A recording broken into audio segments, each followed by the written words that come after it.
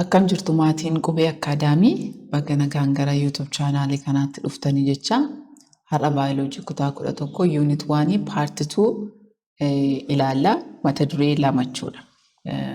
Inni jalqabaa impacts of biology and technology on society and the natural world kan jedhuu fi ethical issues in biology kan jedhu jechuudha. So let's get into the lesson. Objective in Kenya at the end of this lesson, you will be able to describe the impacts of biology and technology on society and nature. Waa'ee biology fi technology impact isaan qaban. Impact gaafa jennu positive impact fi negative impact isaan qaban ilaalla. And also we'll go through the relationships between biology and technology. Biology fi technology gidduu relationship jiru yookaan biology'n technology benefit inni qabu fi benefit technology biology qabu ilaalla. And also you will be able to define ethical issues in biology. Ethical issue jechuun maal jechuu akka ta'e biology keessatti ethical issues in medicaments and also finally you will be able to respect ethical issues in biology. So objective in Kenya kana fakkaata. So the first topic is impacts of biology and technology on society and the natural world. When we say the impacts of biology and technology, it refers the factors that pose positive or negative effects on the society and the natural world. So impact biology of technology yeroo jennu positive effective and negative effect in society fi natural world yookaan environment irratti qaban ilaalla. The advancement of biological information and technological devices can highly influence or control the societal and the natural world. We know this. There are advancements in biological information and also there are so many technological devices. These can highly influence or control the society and natural world.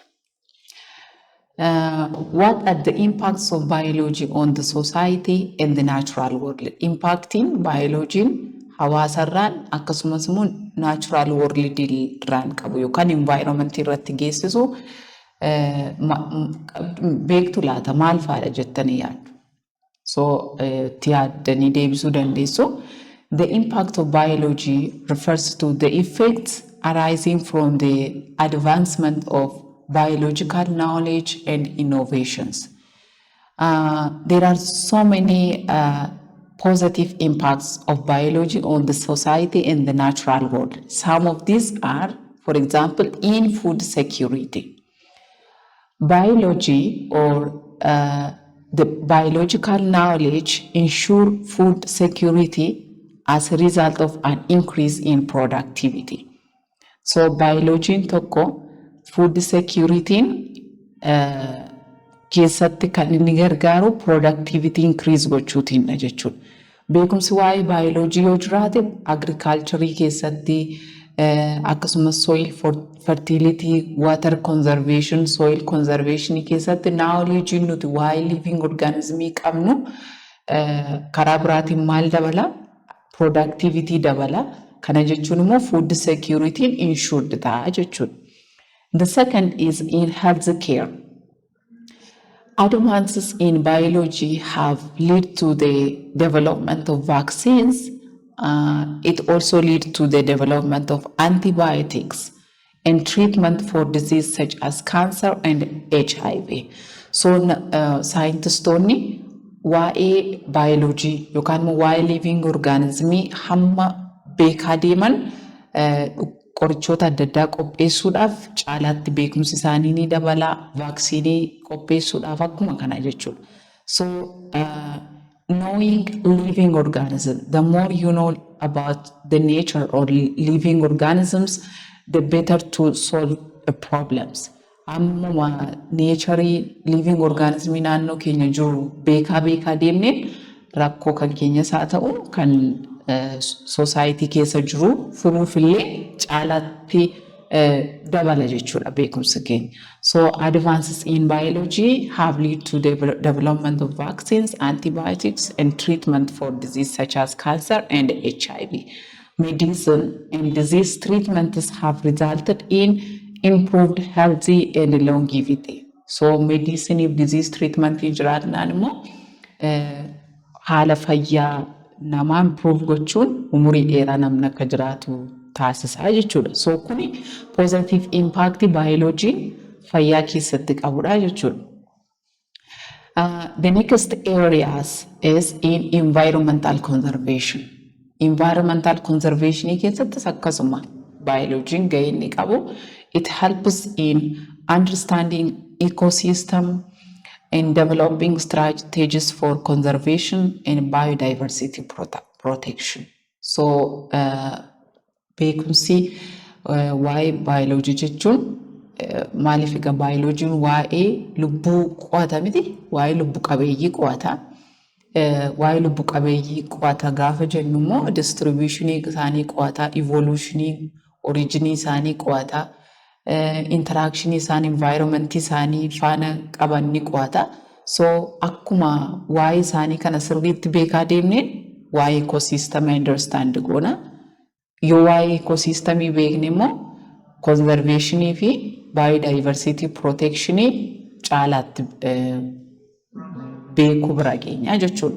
So achieving better supply of energy and clean water. So it enables us, or the knowledge of biology enable us to achieve better supply of energy and clean water.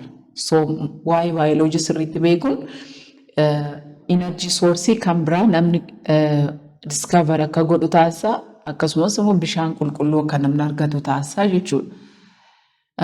The other area is in agriculture. Inni biraa faayidaan biology societyif akkasumas immoo natural worldiif qabu agricultureetiin wal qabate genetic modification and biotechnology have increased crop yields and reduced the need for chemical pesticides. So this is obvious. Genetic modification fi biotechnology crop yielding yookaan callaan namni biqiloota irraati argatu callaan akka guddatu taasisa jechuudha. Maaliif genetically modified kan ta'an sanyiiwwan modified ta'an. Sanyii modified ta'e jechuun fakkeenyaaf crooppii disease resistant kan ta'e dhibee ofirraati dandamachuu kan danda'u, drought akkasuma resist gochuu kan danda'u, crooppii gaarii kennuu kan danda'u. Isaan akka kana genetically modify gochuun hin danda'ama jechuudha. Kanaaf inni kun callaa guddisaa. Karaa biraatiin immoo the knowledge of biology in agriculture is it reduces the need for chemical pesticides. Sirriitti waa'ee lubbu qabeeyyii beekuun chemical pesticide fayyadamuurra biological control itti fayyadamuudhaan pest reduce gochuun hin danda'ama jechuudha. So agriculture keessatti impact in biology qabu kanadha jechuudha. Negative impacts. Maybe negative impact qaba jettanii yaaduu dandeessu. There are some negative impacts of biology on the society and also natural environment. The first is concerning biodiversity loss. Human activities such as deforestation, overfishing have led to the extinction of many species. So gochi namaa deforestation fi akkasumas immoo over exploitation wanta tokko ammanni bakka of buusuu danda'u olitti fayyadamu yookaan immoo over harvesting or overfishing or over consumption of living organisms lead to extinction of many species. Species extinct akka ta'an taasisu jechuudha. Sanyiiwwan akkasii lafarraa akka badan taasisu jechuudha. Fakkeenyaaf daayiinoosariin dur jira jedhama. Yeroo ammaa kana garuu hin jiru. Extinct ta'u jechuudha species baay'een kana fida jechuudha. Negative impact dha kuni. Ethical concerns. Ethical concerns means genetic modification and biotechnology are raised ethical questions about the manipulation of life forms. So ethical concerning wanti tokko sirrii moo sirrii miti wanta jedhu kaasa jechuudha. fakkeenyaaf genetic modification yookaan immoo orgaanizimii uumamaan jiru tokko jiinii isaa geeddaruun yookaan wanta takkaa uumamee jiru tokko deebi'anii jiinii isaa geeddaruun ethical issue fida jechuudha. Namoonni tokko modify gochuun hin danda'ama rakkoon qabu jedhama. Gartuun kan biraa immoo waan takkaa waaqni uume jiinii isaa geeddariin itti fayyadamuun sirrii miti jedhee kan kaasu jira jechuudha groupiin biraa. So ethical issue akka kanaa the negative impact isa. Keessumaa immoo practicing a predetermined limit to have only boys or XY males and avoid XX females of child sex chromosome affects the society and the natural world, which it will lead to the loss of females, you know. Yeroo tokko immoo ethical issue kanaan wal qabatee maaltu jira namoonni ijoollee dhiiraa qofa godhachuu kan barbaadan ni jiru. So seksii daa'imaa ofii duraan dursanii predetermined gochuudhaaf barteen akka kana practicing akka kana ethical issue sana fida jechuudha. Karaa biraatiin immoo loss of female fida jechuudha. Biosecurity risks. Biosecurity risks means it concerns the issues, the misuse of biological technologies like biological weapon. Biosecurity jechuun biological technology kana akka malee itti fayyadamuu jechuudha.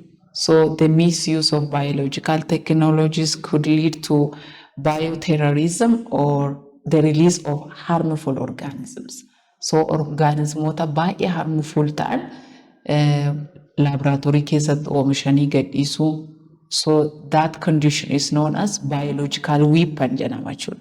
Biological weapon production and the use to destroy the natural world. So biosecurity risk negative impact ira jechuudha. Waa'ee biology yookaan waa'ee lubbu qabeeyyii sirriitti beekuun negative impact inni fidu biosecurity risk fida yookaan immoo biological weapon yookaan immoo biological technology karaan barbaachisneef waan hin barbaachisneef fayyadamuu fi ethical concern yookaan immoo rightness fi wrongness wanta tokko irratti garaagarummaa fida biodiversity loss fida jechuudha. Okay, the next topic is impacts of technology on society and the natural world. Technology immoo impact akkamii society fi natural world irratti fida kan jedhudha jechuudha. Technology has transformed society and the environment in both beneficial and harmful ways. Here are some of the positive impacts of technology. The first is improved quality of life. Technology quality jireenya keenya improved godheera jechuudha karaa baay'ee. Technology has enabled faster communication, better health care and more efficient transportation. Salphaatti bakka tokko bakka biraa ga'uu akka dandeenyu nu taasiseera.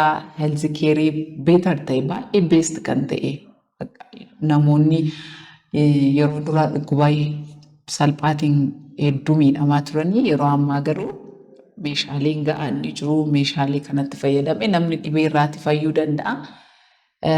So kun positive impact dha jechuudha. Environmental monitoring. Karaa biraatiin positive impact in technology environment keenya monitor gochuu dandeessiseera jechuudha.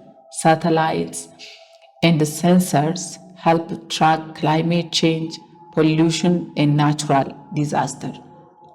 Satelliteonni GPS fi sensoronni climate change track gochuuf, pollution fi natural disaster kana dursanii predict gochuuf gargaareera jechuudha. So this is another positive impacts of technology. The third is automation and efficiency. When we say this, it refers the positive impacts of technology has increased productivity in industries, agriculture and services. More efficient akka ta'an industry, agriculture fi serviceonni adda addaa effective akka ta'an taasiseera.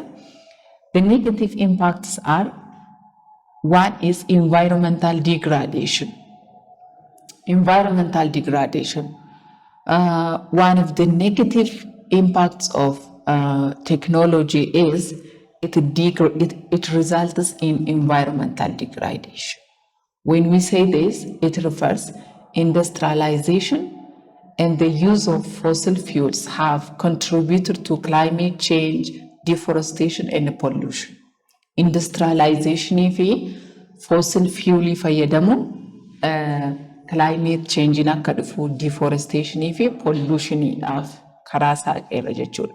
And also industrial emissions and effluents pollute clean air and drinking water. Aarri industirii keessaa ba'u, gaaziin industirii keessaa ba'uu fi dhangala'aawwan garaagaraa industirii keessaa ba'an watarii fi eeriin pollute akka ta'an taasisa. Kun negative impact yeroo ta'u environmental degradation jalatti amanattama. Biochemical agents means chemicals that are used in agriculture. For example, pesticides and fertilizers cause toxicity and biohazards. Social inequality fidammo karaa biraatiin negative impact in technologies social inequality means the benefits of technology are not always evenly distributed. This leads to digital divide and economic disparity fida jechuudha. So technology evenly distributed hin ta'u jechuudha. Even iddoo kana kan jiru biyyoota guddatan keessa kan jiru akkasumas immoo baadiyyaa keessa kan jiru tokko miti waan ta'eef jechuudha. Privacy and security. Negative impact technology keessaa tokko privacy and security. The use of technology in surveillance, data collection, and artificial intelligence raises concerns about privacy and ethical issues. So, security wal qabate negative impact in inni qabu guddaadha jechuudha. Okay. So hangamatti kan ilaalle waa'ee benefits technology fi biology society irratti akkasumas immoo natural world yookaan environment irratti qaban positive fi negative impact isaanii ilaalle. The next topic is ethical issues in biology. Ethical issues. What is ethics?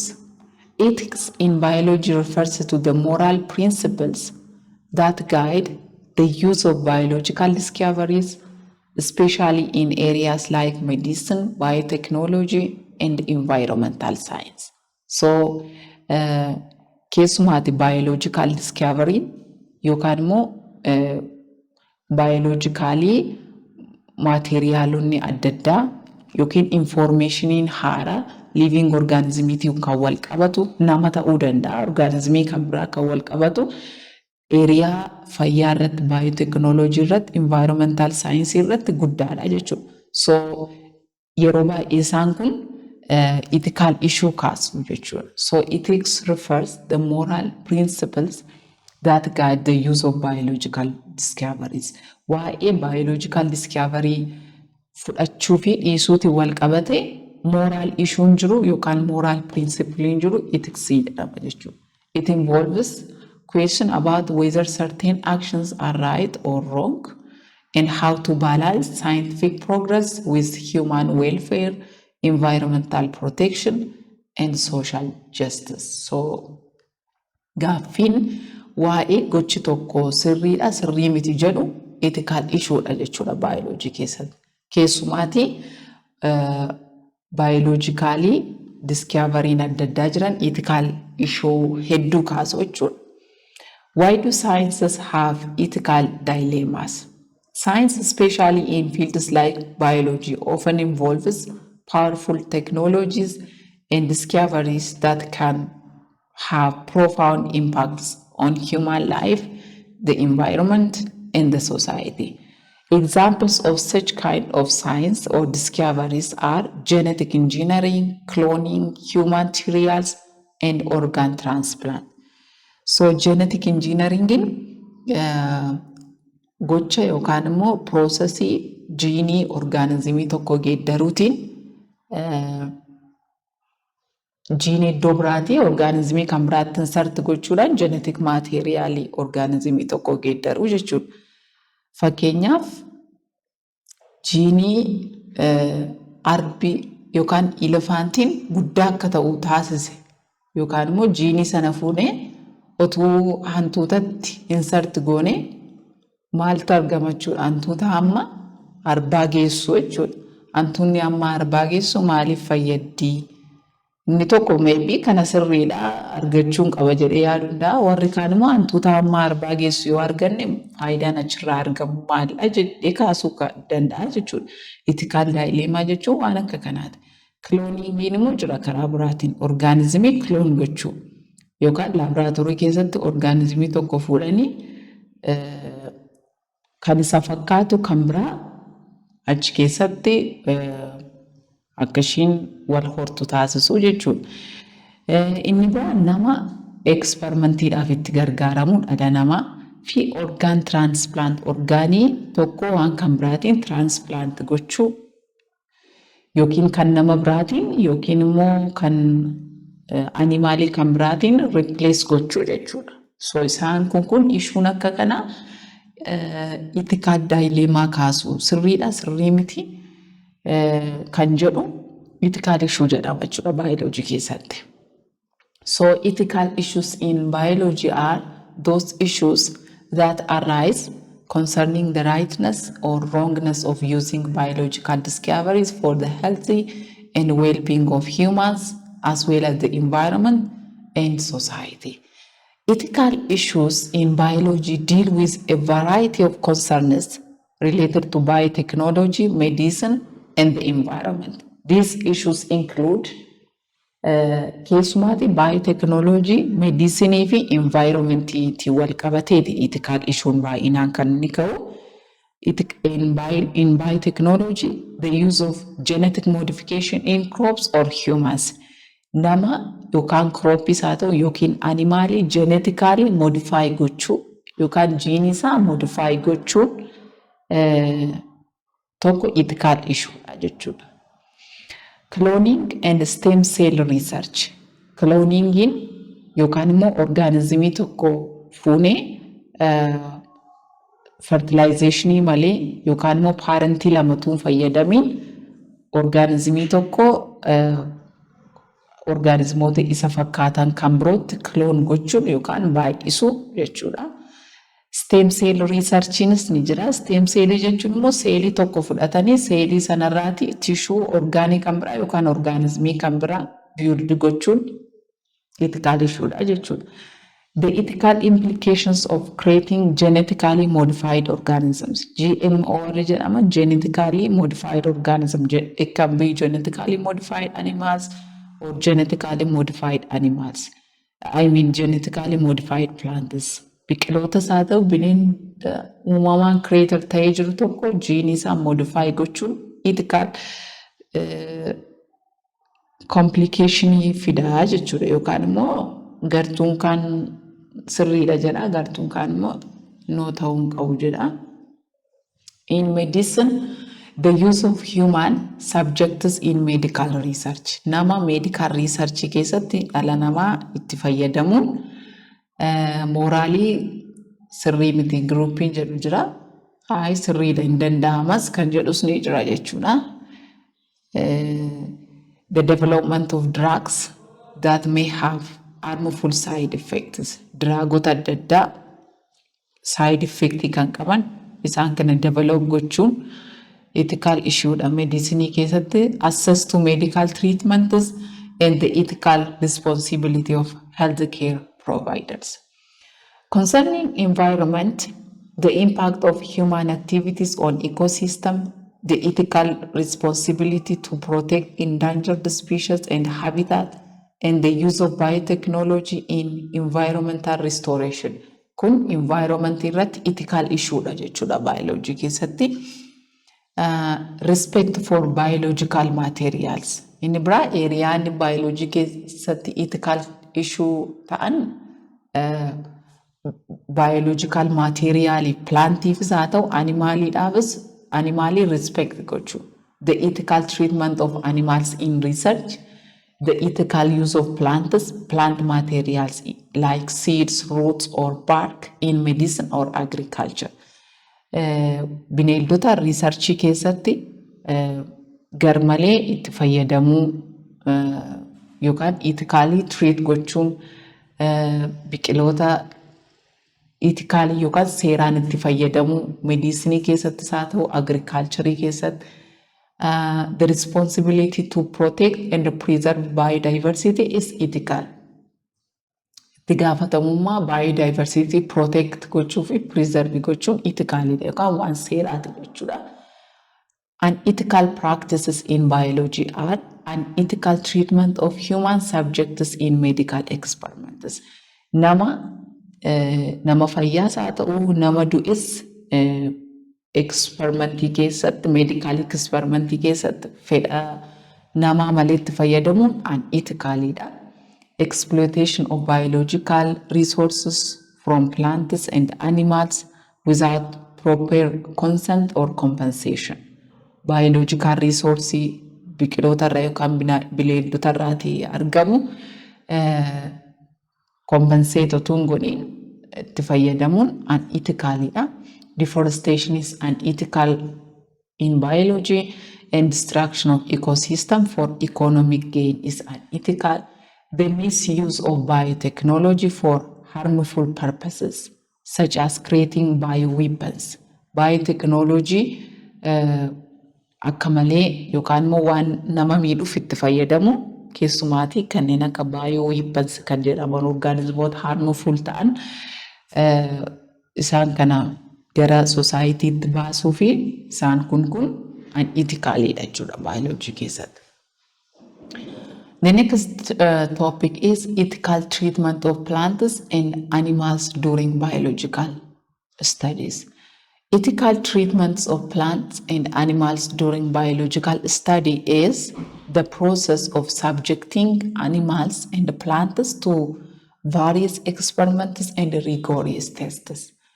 Biqilootaa fi bineeldota yeroo qorannoo biologicalaa qaama isaanii irratti gaggeessinu akkam barbaachisneef experimentii hedduudhaaf yookaan immoo teestii adda addaadhaaf yookaan teestii harmful ta'e experimentii isaa miidhuu isaan kanatti baasuun yookaan kanatti fayyadamuun tiin kan wal qabatudha ethically kan nuti jennu. The ethical treatment of plants. Ethical treatment of planting. One, plants are primary producers and feeders for all living organisms because they provide oxygen, food, oxygen, and habitat for countless species. And also trees are living organisms that properly function in decentralized forms, means without any centralized order or order providing unit or brain. So biqiloonni kana hin qabanii yookaan immoo centralized forming qabanii. Due to this, one of the ethical treatment of plant is respecting their roles in ecosystem. Ga'ee biqiloonni ecosystemii keessatti taphatan beekuu fi respect gochuu jechuudha. Maal jenneerra? They are primary producers. They provide food and oxygen for all species. Species kamiifiyyuu foodii akkasumas immoo oxygenii provide godhu jechuudha biqiloonni. So plants are essential for maintaining ecological balance. Their destruction or misuse can lead to the extinction of species and the collapse of ecosystem. So inni jalqaba ethical treatment of planting yookaan karaatti biqiloonni ethically treated ta'an respecting their role in ecosystem. The second is avoiding harmful practices.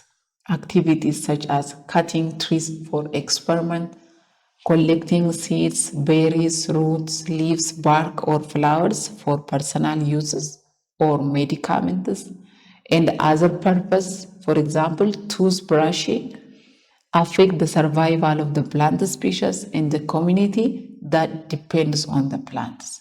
So bartee harma fuultee biqiloota kan miidhu biqiltuu muruu gutuu gubuun akkasumas immoo biqiloota sanyii isaanii hidda isaanii jirma isaanii damee isaanii baala isaanii personal useedhaaf yookiin immoo purpose kan biraa ilkaan rigachuuf illee wantoota akkasiif akka malee itti fayyadamuun sirrii miti jechuudha.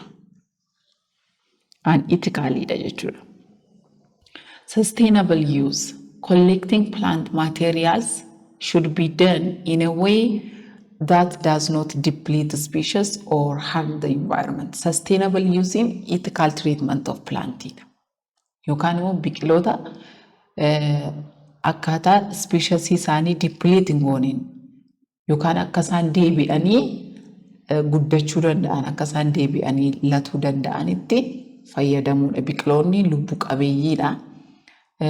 Akka namaatti sensin godhan yoo ta'e iyyuu lubbu qabeeyyii baay'ee barbaachisoo ta'an madda nyaataa qilleensa waan ta'aniif yeroo itti fayyadamnu seeraan itti fayyadamuu qabna jechuudha. Harvesting seeds or fruits should be done with conservation in mind.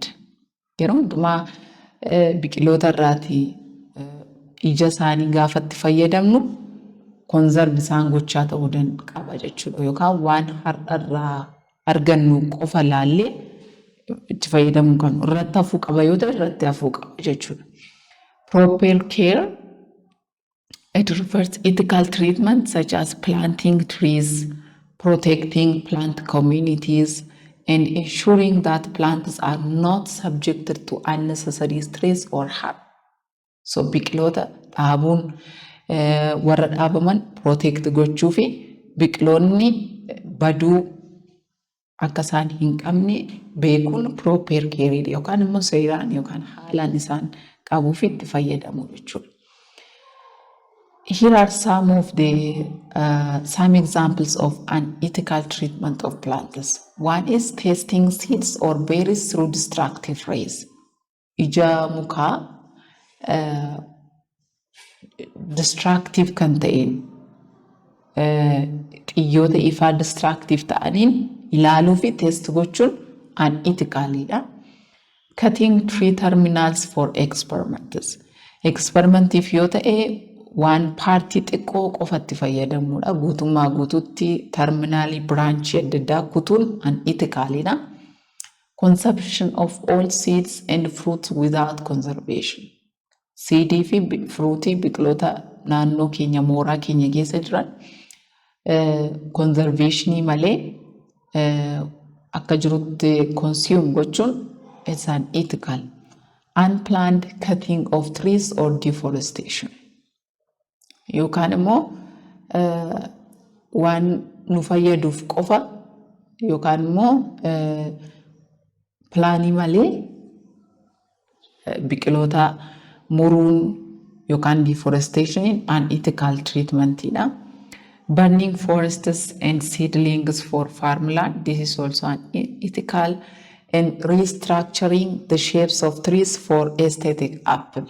Yeroo tokko biqiloonni akka isaan guddachuu malanitti dhiisnee ofii keenya bareedinaaf waan garaagaraatiif daganaa restructure gochuun dalga dabsuun maal jechuun isaan ethical. Ethical consideration yookaan wanti nuti consider gochuu qabnu planting trees is an ethical act and a national responsibility. We have to know this. Conservation of endangered plant species is crucial for the future of ecosystem. Ethical treatment of plants ensures the survival of species and the health of environment. So, namni kamiyyuu biqiloota dhaabuun ethicalii fi national responsibility akka ta'e beekuu akkasumas immoo speciesota endangered ta'an yookaan warra baduutti jiran isaaniin conserve gochuun ecosystemii gara fuulduraatiif murteessaa akka ta'ee fi biqiloota ethically treat gochuun speciesiin hundumtuu survive akka godhanii fi fayyaa environmentii yookaan immoo fayyaa ecosystemii keenya eeguu keessatti gahee guddaa akka qabu beekuudha jechuudha. Now let us see the ethical treatment of animals in experiments. Animals are sentient creatures. They are sentient creatures. This means they have a nervous system, they feel painful feelings, emotional stress, and have interests and values. Animalonni bineensonni uumama sense gochuu danda'aniidha yookaan immoo miira qabanidha jechuudha. Nervous systemii qabu, painii feel gochuu danda'u, emotional stress, interestii fi value mataa isaanii qabu jechuudha. So the ethical treatment of animals in biological studies involves 1. Respecting their sentence. They should not be harmed unnecessarily for scientific purposes. Scientific purpose idhaaf yookaan experimentii adda addaatiif harmid ta'uu hin qaban yookaan keessatti miidhamuu du'uu hin qabanii jechuudha. Kanaaf miira akka isaan qaban beekuu fi respect gochuudha. Minimizing harm. Experiments should be designed to avoid causing pain, distress, or suffering. Experimenting nuti design goonu dhukkubbii kan hin kaasnee fi akka isaan badan yookaan akka isaan miidhaman kan hin taasisne ta'uu danda'a. Ethical research practices. There are 3 RS principles. These are reduce, refine, and replace. So researchers must follow these principles in animals experiment. Researchering kamiyyuu principally kana sadan hordofuu qaba jechuudha. Animalii yeroo experimentii keessatti fayyadamu. These principles are reduction. 3R principling kun inni tokkoffaa reductionidha. Reduction refers minimize the number of animals used in experiments by improving experimental techniques and sharing information with others. Reductionin lakkoofsa animalii yookaan immoo bineensota experimentii keessatti fayyadamu xiqqeessuudha jechuudha. Maal gochuutiin xiqqeessinaa? Tokkoffaan riizaaltii namni biraa hojjete share gochuutiinidha jechuudha. Yookaan immoo riizaaltii namni biraa publish godhee kaa'ee jira yoo ta'e riizaaltii akka sanaatti fayyadamuudha jechuudha. Orgaanizimii sana fuunee yoon akkas godhee maaltu ta'a jennee orgaanizimii sana irratti apply gochuu keenyarra riizaaltii namni biraa hojjete barbaannee informationii sana fudhachuutii qabna jechuudha. Kan biraa imagingii orgaanizimii sana qabnee itti fayyadamuu keenyarra yoo imagii fudhachuun hin danda'amu ta'e bakka orgaanizimii sana imagii fayyadamuu fi careful design and analysis. Wanta research keenya design gaafa goonu carefully design gochuu fi analyze gochuutiin reduce gochuu dandeenya jechuudha. So the first R ni jalqaba reduction bakka bu'aa jechuudha. Minimizing or lowering the number of animals used in experiments. The second R is refinement, means cleansing experiments in a way that enables to reduce suffering of animals. Experimentii keenya yeroo design goonu karaatti bineeldota kana hin miineen design gochuudha jechuudha. Or reducing suffering of animals using less invasive technique, better medical care, and better living conditions. Organismoota experimentiif itti fayyadamnu sana tokkoffaan akkaataa sirrii ta'een better handling, better housing, bakka isaan jiraatan, waan isaan nyaatan sirriitti keenyeef itti fayyadamuu qabna. Akkasumas immoo experimentii keenya dheerina yeroo isaa xiqqeessuu shorter experimentii fayyadamuutii qabna. Medical care isaaniif provide gochuu qabna jechuudha. Bineeldota sanaaf medical carein hin barbaachisa yoo ta'e pain relief yookaan qoricha dhukkubbiin akka isaanitti hin dhaga'amne taasisu akkuma namaa jechuudha. Orgaanizimii eksperimentii irratti gaggeessinu sana akka hin dhukkubneef meedikaal keerii provide gochuu qabnaa. Eksperimentii keenya yeroo gabaabaatti fayyadamuu qabnaa. Bakka gaarii ta'e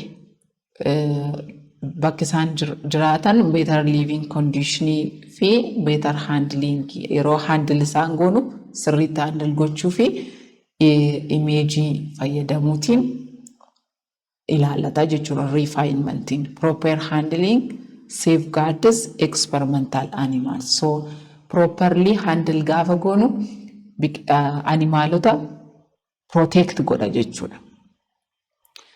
Replacement R'n sadaffaan 3R principle keessaa inni sadaffaan replacement. Reduction means decreasing or minimizing the number of animals used in the experiment. Refinement, the third is replacement. Replacement jechuun immoo substituting experiments on animals with alternative techniques.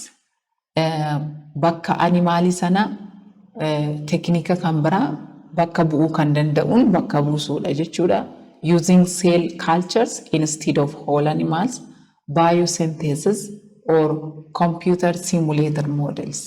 Yookaan kompiitaratti fayyadamuu yookaan immoo amma orgaanizimii sana guutummaa isaa fayyadamnu bakka sana seelii qofa yookaan cell culture fayyadamuu dandeenya. For example, in vitro experiments using fruit flies or worms bakka orgaanizimii kan biraa fayyadamnu wormii yookaan immoo insectii fayyadamuu dandeenya. So replacement jechuun isa kana jechuudha. Substituting experiments on animals with alternative techniques. Teknika kan biraatiin bakka buusuutiin reduce gochuu dandeenya jechuudha. Animaalota eksperimentii keessatti miidhaman ishii kana sadaniin principally kana sadaniin bakka buusuu yookaan xiqqeessuu dandeenya du'uu isaanii fi miidhama isaanii jechuudha. The unethical treatment of animals are subjecting animals to rigorous experiments that cause injury or pain. Bineensota experimentii harmful ta'eef isatti expose gochuun unethicalidha. Using animals in experiments without proper ethical approval or oversight. Experimentii tokko keessatti otumatti yaadiin otuu carefully designing godhin animaalota experimentii keessatti fayyadamuun unethicalidha. Failing to provide adequate care, housing and medical attention to animals. Experimentii warra irratti hojjennu kanaaf bakka isaan jiraatan medical attentionii isaan barbaachisuu fi keerii ga'aa ta'e isaan barbaachisu kana dhiyeessuu dadhabuun unethicalidha. The ethical considerations are yookaan immoo wanti nuti consider gochuu qabnu yeroo bineeldotatti fayyadamu.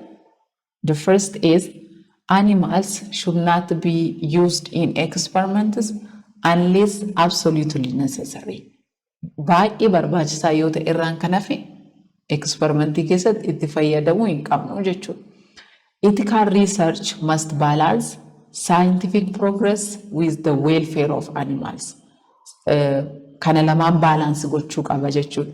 Research sanarraati bu'aa argamuu fi fayyummaa orgaanizimii sanaa kana balance gochuu qabna. Ethical treatment of animal is a moral responsibility and a key component of responsible scientific research. So barnoonni keenya har'aa kana fakkaata. Yeroo dhufu mata dureettaan unit 2 animals kan jedhuun deebinee kan wal agarru ta'a. YouTube channelii kanaaf haaraa yoo taatan subscribe gochuu hin dagatina. Video kana immoo like share gochuudhaan hiriyoota keessanii qaqqabsiisaan isiniin jecha yeroo gaarii isiniif haa ta'u.